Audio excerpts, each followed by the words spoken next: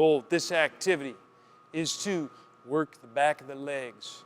If you got anyone with a loss of a straight leg raise or they need hip extension, this move's for you. Here's what you're going to do. Get yourself a kettlebell. You're going to start in the top position. It's going to be hanging just like so. You want to tuck your hips and exhale. Keep the tuck position, and you're going to fold in half at the waist. Think about setting the kettlebell between your ankles and then come back up. You want to throw some breathing in the mix and get a little fancy. Inhale on the way down. Exhale on the way up.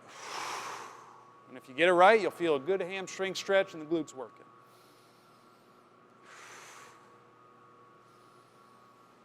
Fold in half, tall at the top.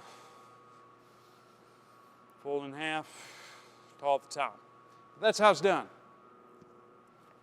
Give it a shot.